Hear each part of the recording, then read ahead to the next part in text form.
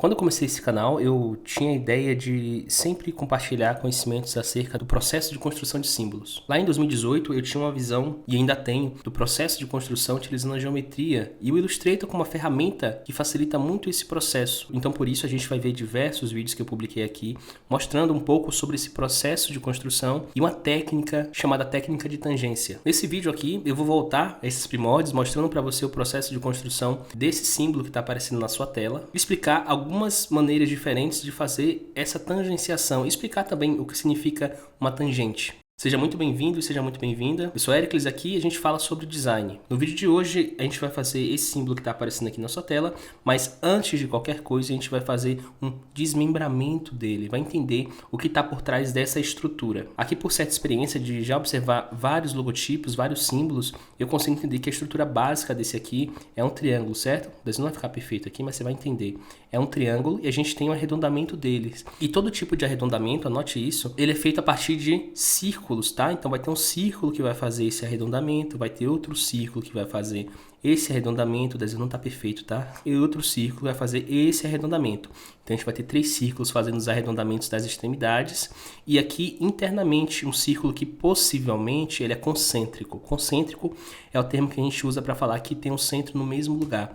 Então aqui tem um círculo concêntrico, aqui outro concêntrico, aqui outro círculo concêntrico. E uma dúvida que normalmente bate na cabeça das pessoas que estão trabalhando com símbolos agora é entender o porquê dos grids, o porquê dessa importância dos grids. Vamos lá, primeiro ponto. A gente utiliza os grids para criar relações entre as partes de um logo. Nesse caso aqui, a gente observa que o símbolo, ele é um símbolo outline, ou seja, ele tem um contorno, só que ele não é feito com uma linha e depois ele termina o contorno, porque você não vai ter controle sobre esse espaçamento. Se eu puder nomear isso aqui como X, esse tamanho aqui que a gente está chamando de espessura do símbolo, isso aqui vai ser também igual a X. E a única maneira da gente conseguir isso é através de um método. Deu para sacar essa parte? A gente tem um triângulo fazendo na base da estrutura, círculos fazendo os arredondamentos, círculos concêntricos fazendo esse espaço vazado interno ao símbolo. Mas sem mais delongas, vamos aqui no Illustrator, tá? O primeiro passo vai ser criar os grids. Eu já tenho vários vídeos aqui no canal falando sobre como aqui você pode criar grids. Vou deixar um deles aqui no card, mas eu vou fazer aqui pela maneira que eu acho que é mais simples de entender, tá? Tecla de atalho M, eu vou invocar a Rectangle Tool, clico na tela e vou criar um retângulo com tamanho 100 por 100, ou seja, um quadrado. Eu gosto de já fazer uma pré-configuração, que é deixar ele sem o preenchimento. Eu apertei a tecla de atalho barra, tá? Venho aqui em Stroke. Normalmente, talvez para você também apareça assim, como Inside. Eu quero que seja Center, porque para você entender o motivo, né? Vamos colocar aqui, ó, Alt para copiar e Shift para colocar do lado. Não parece que ele está tocando, porque o Stroke ele está posicionado dentro do espaço do quadrado. Se a gente muda para Centro, vamos colocar aqui, ó, Stroke Center, a gente já tem uma percepção melhor que condiz com o posicionamento dessas duas formas aqui, ó. Para eu saber, aperta a tecla de atalho Ctrl Y, que é para mudar o modo de visualização para Outline, certo? Vamos voltar aqui e eu quero fazer um grid modular. Grid modular é um grid feito a partir de módulos. Cada quadrado desse representa um módulo. E quando a gente fala sobre grid modular, eu estou falando sobre linhas e colunas, tá? Então aqui, quando eu posiciono eles horizontalmente, eu estou fazendo as colunas, dando largura para o meu grid. Eu quero que tenha 7. 3, 4, 5, 6, 7. Para isso, eu estou apertando a tecla de atalho Ctrl D, que é para duplicar a minha ação anterior. Se a minha ação foi duplicar um quadrado para o lado na distância tal, se eu aperto o Ctrl D, ele vai replicar isso aqui, tá? A gente conseguiu aqui as nossas 7 colunas. Agora vamos fazer as linhas que representam a altura. Então aqui Alt para duplicar, Shift para manter o mesmo eixo. Tocou aqui, perceba que apareceu Intersect. E isso só vai ser possível se você tiver aqui, ó, em View Smart Guides ativa, certo? Duplicamos e eu quero que tenha 6 dessa vez. Então, 2, 3, 4, 5, 6. Isso aqui a gente costuma chamar de um grid 7 por 6, porque a gente começa primeiro pela largura e depois pela altura. Em outras palavras, a gente começa contando as colunas, que são isso aqui, e depois contando as linhas, que é isso aqui. Tá gostando do vídeo? Então deixa seu like aqui embaixo. Se não é inscrito no canal ainda, pô, se inscreve aqui, é de graça, rápido. Beleza. Só por uma questão de organização, eu vou centralizar esse grid todo aqui e vamos nomear essa layer como grid, certo? Por que eu faço isso? Porque no meu processo de construção eu tenho o que é grid, o que é guide e o que é o símbolo final. Então, tendo cada um deles separado aqui, é fácil de manipular. Por exemplo, eu quero selecionar tudo que seja grid, já tem uma layer específica para isso. Cheguei na layer, vou mudar a espessura do stroke para 0,5, tá? Porque aí visualmente você percebe a diferença entre o que é grid e o que é guide. Criei uma nova layer, clicando aqui embaixo, bloqueei a layer grids e de novo, você ter isso separado por layer facilita que você possa manipular. Ou seja, eu quero manipular aqui para ocultar a visualização dos grids. Só clicar aqui, certo? E o que a gente vai fazer para começar a criação desse símbolo é fazer aquele círculo do arredondamento, tá? Lembrando que a gente não vai utilizar as ferramentas tipo corner, o que nos leva a criar um círculo para fazer esse arredondamento. Vamos chegar aqui, ó, tecla de atalho L para criar um elipse. Eu vou mudar o stroke para 2 pontos e esse círculo que vai fazer o arredondamento vai ter o tamanho de 3 módulos, tá? Então aqui, ó, 1, 2, 3 módulos, ou seja, tamanho 300, se cada módulo tem um tamanho 100. E você pode ter se perguntado agora, por que vocês usam X? Quando eu vejo o logo lá no Behance, vai ter lá X, 2X, 3X. Esse X representa um valor, vamos chamar assim, de cognita.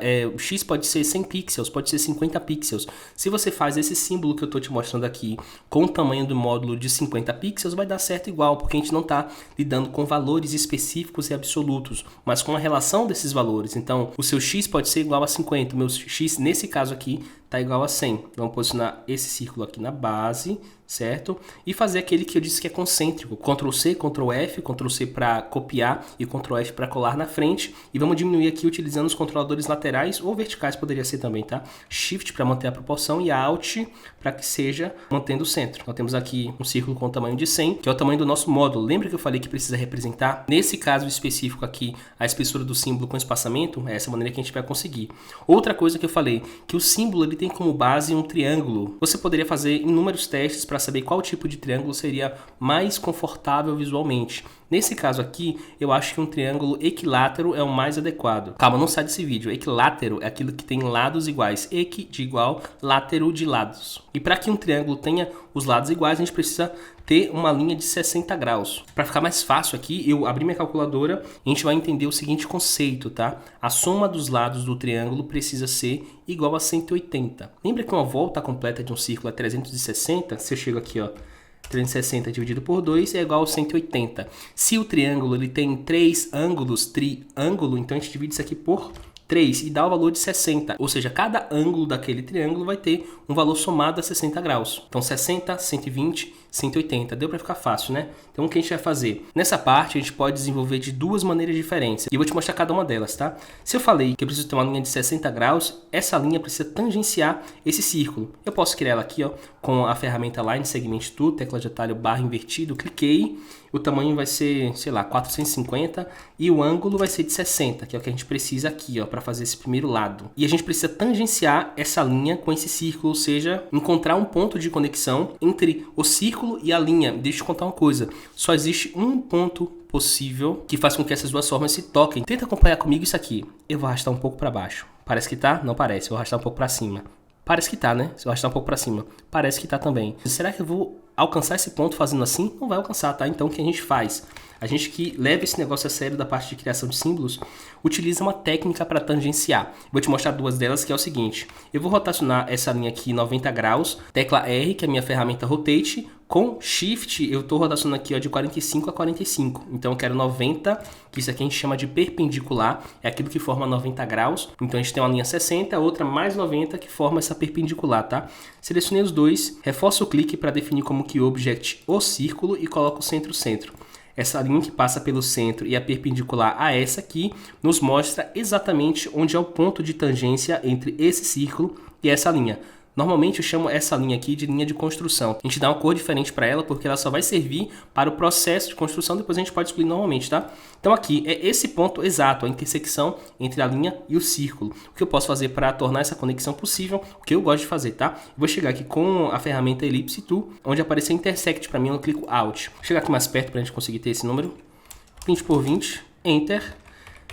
E faço o seguinte, clico nesse, reforço o clique para definir como KeyObject, lembrando que o KeyObject é aquele que não se movimenta em relação ao outro que você está alinhando, tá? Então, centro, centro, e a gente alcançou o nosso ponto de tangência de uma maneira simples. Aqui eu fui pausando, explicando cada um dos conceitos, mas quando você pegar esse jeito, fica muito simples, tá? A segunda maneira de a gente conseguir encontrar esse ponto de tangência, eu vou dividir em duas partes, tá? Que eu vou chamar de método de rotação, que é o seguinte, você vai ter uma linha reta normal. Eu posso definir o tamanho dela, o tamanho que eu quiser, tipo 500. É uma linha reta, 90 graus, vertical. E se eu simplesmente chegar aqui, ó, e alinhar para o lado, ela está tangenciando esse círculo. Por que eu sei disso?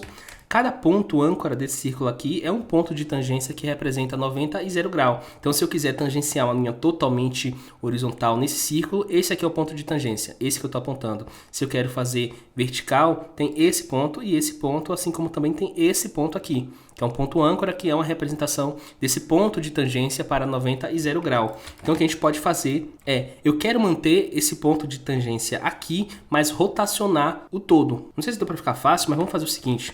Você vai conseguir entender, ó. Tecla de atalho, barra invertida. Vou pegar aqui, ó, do Anchor até o topo do meu grid, tá? Vai aparecer outro Anchor lá. Eu preciso ter o meu ponto de referência no centro da minha elipse, tá vendo aqui? Ponto de referência eu costumo chamar de a ponta seca do compasso. Você vai ter uma ponta seca e uma ponta com grafite. Aquela parte fica fixa. Então a gente pode fazer isso no Illustrator de definir um ponto de referência para fazer a rotação de objetos. Ainda com a ferramenta Rotate Tool, clico no centro e posso rotacionar. Então ali eu estou movimentando, entre várias aspas aqui, aquele ponto de tangência, tá vendo? E para a gente conseguir ter um de 60 graus aqui, existe uma outra técnica para isso, tá? Eu vou copiar esse círculo, colocar ele do tamanho total, seleciono ele com a linha, R para Rotate Tool, Enter para a gente acessar as opções. E para esse caso aqui eu coloco o valor de menos 30. Tá vendo que ele fez a rotação no que eu precisava, mantendo o ponto de tangência? A gente pode apertar OK. Deu certo. Ah, Euclides, mas de onde você tirou esse valor de menos 30? Eu vou te explicar aqui com a calculadora aberta, tá? Perceba que o meu ângulo de 0 grau, ele tá deitado. E isso choca com a informação de que a gente tem uma linha vertical. A linha vertical eu falei que era 90, né? Então a gente vai ter o 0, que é o que está indicando nessa imagem aqui, e menos 90. Se é 90 que a gente está na linha vertical, a gente quer que ele se movimente para o outro lado.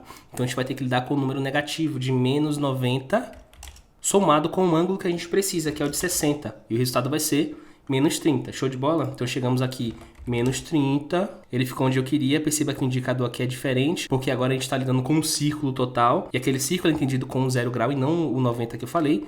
Ok. Podemos excluir isso aqui. É uma das maneiras de você chegar àquele resultado, tá? Como a gente não é bobo nem nada, a gente vai fazer logo de cara todos que a gente precisa, tá? Então, Alt e Shift para copiar para cá. Copiei a distância de 100 pixels, Ctrl D, Ctrl D. Porque a gente precisa desses 4 aqui, ó. Então, vamos voltar lá. R, Enter, menos 30, que é o que a gente precisa. Ok. Vamos excluir esse círculo, ele serviu pra gente para facilitar nessa rotação. E agora eu vou fazer do outro lado. Espelhar, né? Que a gente precisa do arredondamento do lado de cá também. O, que é a minha ferramenta de Reflect Tool, e vou espelhar utilizando o centro do grid aqui, ó. Pode ser qualquer um desses pontos que são o centro do grid. Eu vou utilizar esse aqui, ó, onde está escrito Center, cliquei, arrasto para o lado com a tecla Shift, pronto. Alt para duplicar, então a gente tem já quase todo o símbolo completo, tá? A última coisa que a gente precisa é o círculo que fica aqui em cima, que aí para isso a gente precisa de outra técnica de tangência, tá? Aqui eu não vou chegar e tentar colocar no olho, porque existe apenas um ponto possível que atende aos requisitos de tangenciar essa linha e tangenciar essa linha. O que eu faço para isso, só para esse vídeo não ficar muito longo, eu vou só fazer a técnica, tá? Prometo que no próximo vídeo eu explico melhor sobre isso. Vou chegar aqui nessa linha, eu sei que ela tem a rotação de 60 graus, aqui com a minha Transform aberta eu consigo ver. Se não tiver aberto para você, você vem em um Window, Transform, tecla de atalho, Shift, F8. Move Tool selecionada, eu quero movimentar essa linha para encontrar o centro do meu círculo. Então o que eu faço? V, Enter. Aqui eu vou brincar com Distance e o Angle. Essa linha já é 60 graus, tá? Então se eu coloco 60, ele vai seguir no sentido da própria linha. Eu quero que ela seja perpendicular ao sentido de movimentação. Lembra que eu falei que é perpendicular somado a 90. Só que se a gente faz isso, ele vai seguir no sentido anti-horário. Então como a gente quer um valor no sentido horário, eu vou colocar aqui menos 90. Tá? Então perceba que ele está indo para baixo agora.